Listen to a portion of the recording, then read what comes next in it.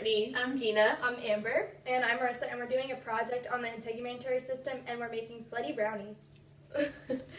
Okay, so the integumentary system is a system designed to protect the body, and it's composed of skin and its accessory structures. So there's two major components, and that's the epidermis and the dermis. The accessory structures are the hairs, the nails, and the exocrine glands, like the sebaceous and sweat glands. And there's also a third component, which is the hypodermis. Now let's get started! Okay, so the hypodermis, or subcutaneous layer, is important in stabilizing the position of the skin in relation to the underlying tissue. It'll keep the skin positioned over like skeletal muscles or organs so it can continue its function. This layer is made of a mixture of adipose and areolar tissue, which makes the skin durable yet stretchy. The hypodermis has a large amount of blood flow that generally feeds to the adipose tissue. For the hypodermis, we'll be using cookie dough, and it'll be going in, can't see. So this is the base layer, and next is the dermis. The dermis is the layer that lies between the hypodermis and the epidermis.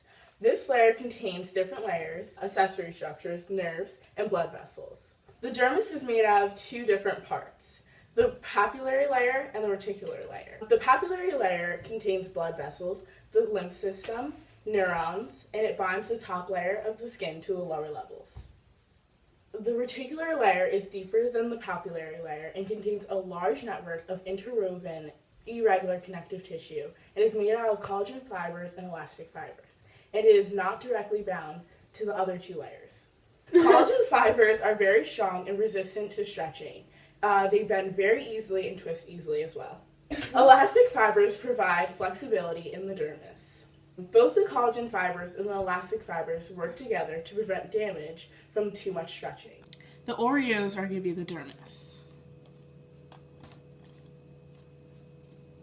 This is the hypodermis and the dermis. So now for the epidermis. The epidermis is the topmost layer of your skin. It's made out of stratified squamous epithelium and has waves that attach to the dermis. They require different nutrients, but the farther they get from the dermis, they die. They're dominated by keratinocytes, which are abundant epithelial cells that contain large amounts of keratin. These make up the layers of the epidermis. The different amounts of layers that make them up, it's like two different types of skin. There's thick skin and there's thin skin. Thin skin is made up of 4 layers and covers most of the body surfaces. Thick skin is the additional layer of skin. You see these where there's more mechanical use, like your heel of your foot. There are 5 layers of the strata. There's the bottommost layer, which is the stratum basal. It has ridges and attaches to the basement membrane. The second layer is the stratum spinosum. This layer is dominated by the daughter cells of the basal layer, and it's still alive. The third layer is the stratum granulosum. Its grainy is made up of 3 to 5 layers of keratinocytes that push the surface of the spinosum. Here the cells have fully stopped dividing, so it creates a thick, dense layer of cells. The stratum lucidum is only found in the thick layer of skin. These are thick and dense. They provide a layer of protection that the other ones don't provide as greatly. The last layer is the stratum corneum. It's the topmost layer and is also thick, but has many different layers that keep out organisms and makes it dry. Skin pigments are chemicals that are designed to absorb or reflect different wavelengths of light. Pigments will absorb light while other light will be reflected. Keratin is an orange-yellow pigment that accumulates in the epidermal cells. Melanin is blackish-brownish, yellow-brownish pigment, and it's produced by melanocytes in the stratum basal. Melanocytes are different for every region, and like freckles and moles on your body are where they're grouped. Melanin is designed to protect the body from harmful radiation, and melanosomes are designed to shade the body from ultraviolet light. Sunlight in the basal membrane is important to help create vitamin D, which is converted from cholesterol. And that was the epidermis. Now I'll be putting on the epidermis layer. These are the layers of the hypodermis, dermis, and then epidermis. One main accessory structure is the hair, which protects the skin from the outer environment. The hair serves 3 main functions. It insulates the skin, protects the skin from outer damage, and senses the changes in the environment. There are 2 types of hair: terminal hairs, which are heavy and darkly pigmented, and vellus hairs, which are less thick, lightly colored, and they're usually found all over your body except for places such as the palms of your hands and underneath your feet.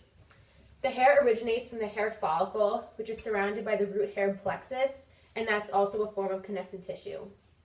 There are two types of sweat glands that we're going to talk about right now. Apocrine sweat glands secrete oils onto the hair follicles, and merocrine sweat glands secrete oils onto the skin. And they usually produce a very watery sweat, and it's directly dumped onto the surface of the skin.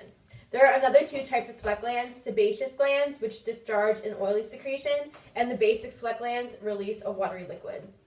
So finally, the last accessory structure are the nails, and they grow from the nail root, and the visible part on the nail root is called a cuticle, which is at the base of the nail. So the thin streaks of icing represent the vellus hairs. The thick streaks of icing represent the terminal hairs. The Nilla wafers represent the nails. This is the side profile of our skin. The lowermost point is the cookie dough, which is the hypodermis. Then the middle portion is the Oreo, which symbolizes the dermis. And then the brownie portion is the epidermis. And then we have our nails and our hair, vellus, and terminal.